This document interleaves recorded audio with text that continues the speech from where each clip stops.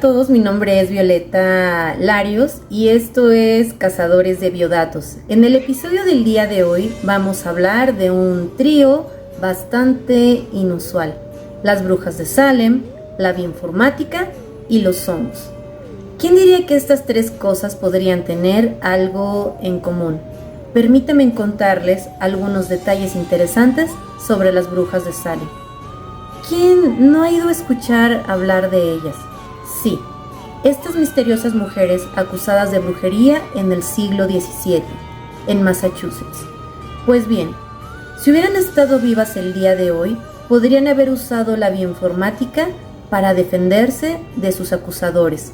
Imaginen a una bruja con una computadora entrando a una base de datos y explicando procesos bioquímicos, describiendo enfermedades o las causas de las diferencias políticas o económicas de la región. Sería una bruja moderna con un toque científico. Pero empecemos desde el principio. Nos vamos a ubicar en el año de 1692, en Salem, una comunidad en la costa noreste de Massachusetts, también conocida como la costa North Shore. Esta región se encuentra en Nueva Inglaterra, en Estados Unidos, y está situada en la bahía de Massachusetts, la cual es conocida por su puerto. Este lugar se encuentra rodeado de densos bosques y de pantanos. Tiene fríos inviernos y veranos templados. Muchos de los habitantes eran muy religiosos. Se creía fuertemente en la brujería y esto era un pecado grave. Las supersticiones eran muy comunes. Al ser un lugar en crecimiento económico, esto generaba tensiones políticas, sociales y religiosas. Esto debido a todas las personas que llegaban al puerto. Los juicios comenzaron cuando las jóvenes Betty Parris y Abigail Williams afirmaron ser víctimas de posesiones demoníacas y acusaron a otras mujeres de practicar brujería y de haber pactado con el Señor Oscuro. No eran jovencitas cualquiera, ya que Betty era hija del reverendo Samuel Parris, el reverendo, realmente una figura de poder y de respeto o de autoridad en esos años, y creo que hasta la fecha.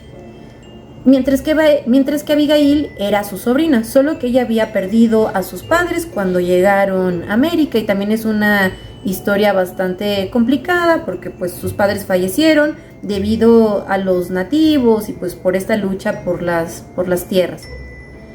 Junto a ellos vivía una esclava que se llamaba Tituba, quien practicaba vudú y les contaba historias de misterio para poderlas entretener. De hecho, se tiene también la teoría de que estas mismas historias tal vez le daban un poquito de material o tal vez pues incrementaban como la imaginación de estas jovencitas. Y hay una historia también muy fascinante a lo largo de Tituba, pero yo creo que eso lo dejamos para otra sesión. Más de 200 personas fueron acusadas de brujería durante los juicios y aproximadamente 20 de ellas, principalmente mujeres, fueron condenadas a la pena máxima. Esto entre las fechas de marzo de 1692 y septiembre del mismo año. Los juicios de las brujas de Salem fueron notorios sobre todo por la falta de argumentos justos. Se basaron en testimonios dudosos, confesiones forzadas y se aplicaban exámenes o pruebas que definitivamente no tenían sentido para poder demostrar la culpabilidad de alguien. Hay una teoría espectacular que podría explicar estos hechos.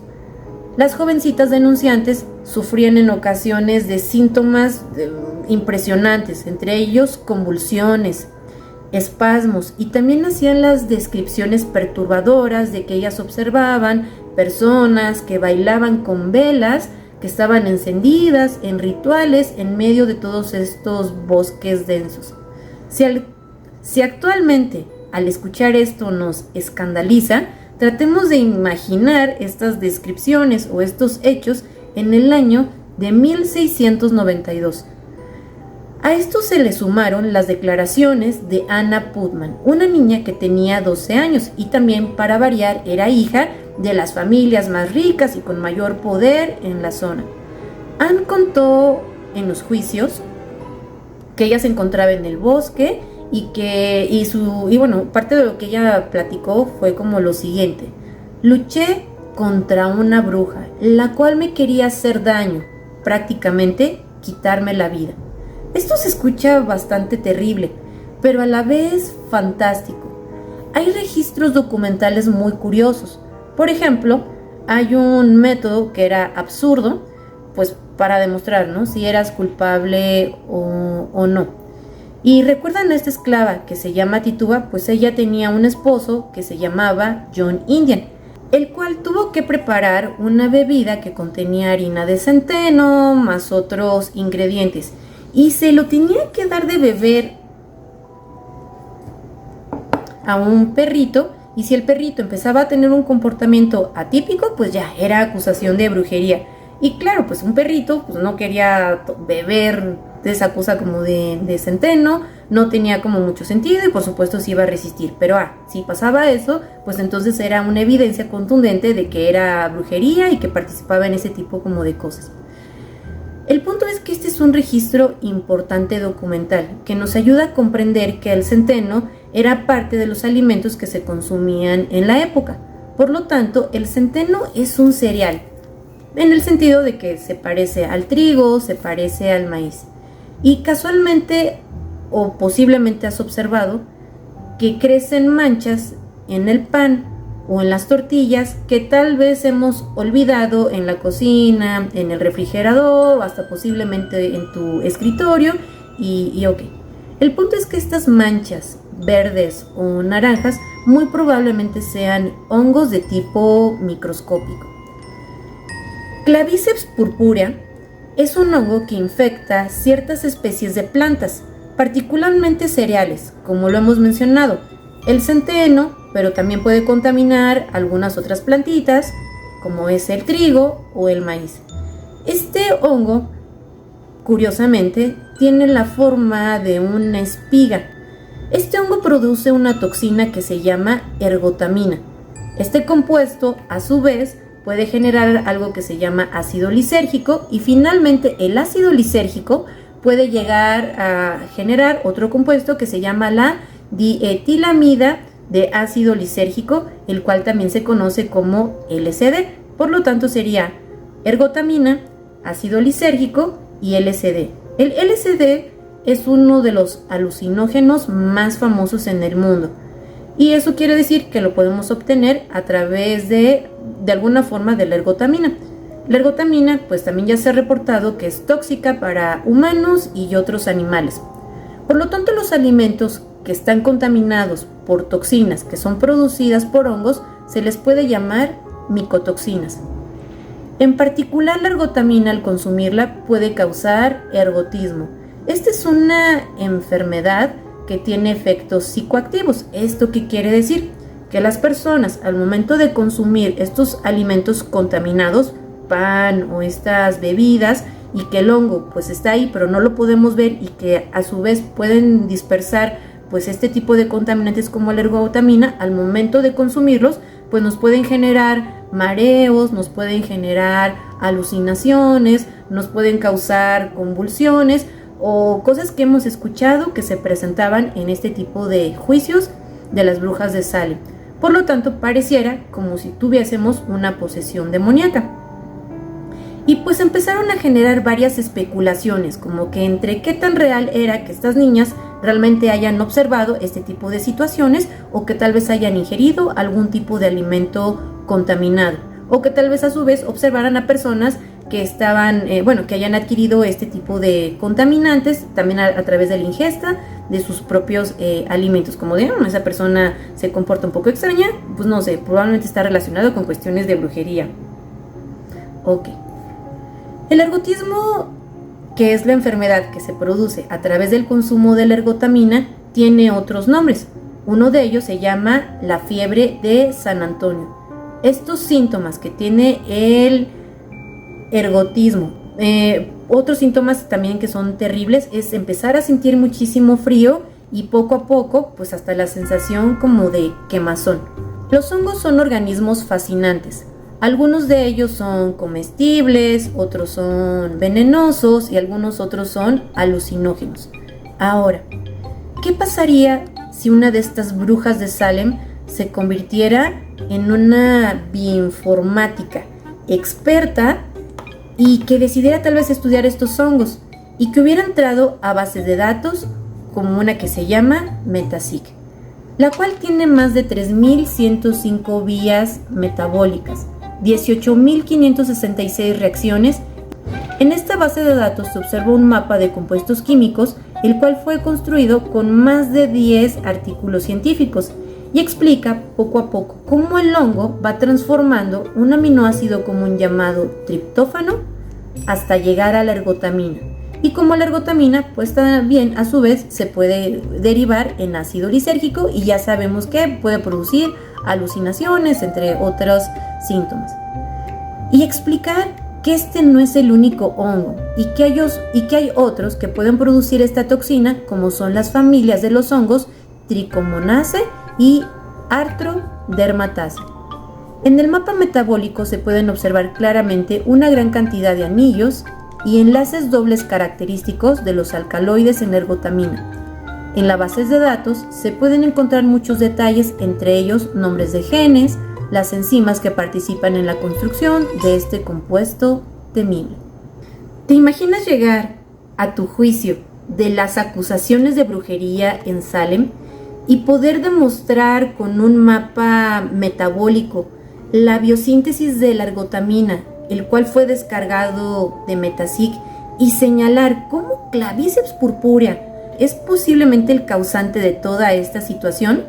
Pues bueno, tal vez en 1692 me trato como de poner en esa situación, se escucharía como un disparate y definitivamente sería la causa de una sentencia fatal.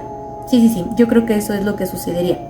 Pero hoy en día este tipo de mapas nos ayudan a comprender cómo funciona el hongo, además de que la ergotamina se utiliza en el diseño de fármacos contra la migraña. Imaginen a una bruja encorvada en su computadora analizando secuencias de DNA, de hongos por supuesto, y que diga ¡Eureka!, exclama: he encontrado el hongo más mágico de todos. Y luego se presenta en la corte con un informe científico de cómo estos hongos pues pudieron haber sido malinterpretados como brujería en el pasado. Así que las brujas de Salem podrían haber sido unas bioinformáticas amantes de los hongos en un mundo moderno, y la historia habría sido completamente diferente. Y quién sabe, quizás en otra dimensión estas brujas estarán celebrando sus descubrimientos en un lugar y en lugar de ser perseguidas. Los juicios de Salem son un tema histórico complejo y se han atribuido a una gran cantidad de factores, entre ellos los sociales, los demográficos y hasta psicológicos, porque hay más explicaciones o teorías sobre esto. No sé, algún padecimiento psiquiátrico, no sé, que pudiera explicar este tipo de situaciones. Por lo tanto, investigar eventos históricos en el pasado puede ser complicado, debido a la falta de datos y a la interpretación sesgada de los registros disponibles. Esto hace que sea difícil llegar a conclusiones definitivas sobre lo que realmente sucedió.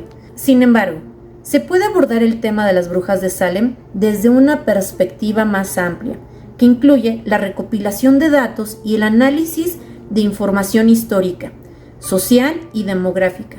También ahí pueden participar otras habilidades de los bioinformáticos para que se explican mediante la programación. Algunos lenguajes de programación son R y Python. Eso quiere decir que con estas herramientas computacionales podemos diseñar experimentos nuevos para explicar esta situación sorprendente. Un ejemplo: análisis demográficos. Recopilar datos sobre las personas involucradas en los juicios y ver sus edades, el género, la ocupación, las afiliaciones religiosas, y luego podríamos realizar algunos análisis para identificar patrones o tendencias en las acusaciones, como sospechoso, todos forman parte como de este grupo religioso. Este tipo de personas tienen ciertos intereses económicos, como que aquí hay algo que no me cuadra. También podemos ver las conexiones de las personas y ver como las relaciones sociales, que si el primo, que si la tía, que si se unen las familias, etc. Y esto nos podría tal vez revelar que hay otro tipo de intereses y no necesariamente que estén relacionados con algún evento pues de tipo, pues como de relacionados con brujas, y que hay otro tipo de factores que pudieran afectar en las acusaciones, en la creación de complots o en el empoderamiento de algún grupo religioso. Otro experimento adicional podría ser el text mining.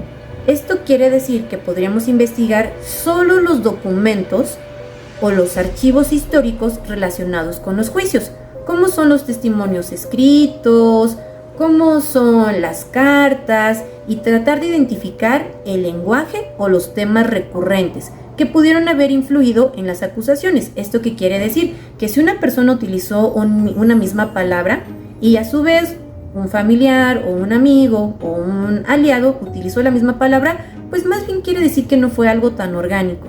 Probablemente podría ser algo más organizado, pues para poder armar este tipo de conflictos. Este tipo de enfoques nos demuestran cómo las técnicas de los análisis de datos se pueden utilizar para poder abordar preguntas históricas y sociales desde una perspectiva científica. Hay un repositorio que se llama GitHub en el cual tú puedes encontrar un set de datos muy interesantes relacionados a Salem y a todos estos conflictos. Justamente los podemos utilizar mediante programación en R. En resumen, las brujas de Salem nos recuerdan que la historia es fascinante, pero a menudo incomprensible o bien desde una perspectiva muy particular. La bioinformática nos demuestra cómo la tecnología nos permite descifrar los misterios de los alimentos contaminados, y los hongos nos demuestran que incluso las cosas más simples pueden ser asombrosas desde el punto de vista científico. Los juicios de las brujas de Salem finalmente se detuvieron, después de que varias figuras prominentes o poderosas comenzaron a ser acusadas. Claro, tenían todos los recursos para poder detener a estos personajes, lo que generó dudas acerca de la validez de toda esta situación, sobre todo pues que fueran una explicación de tipo extraordinaria o fantástica. Así que la próxima vez que tú veas una película de brujas, puedes pensar en bioinformática y en los hongos y tal vez puedas descubrir alguna conexión inusual entre la ciencia y la historia.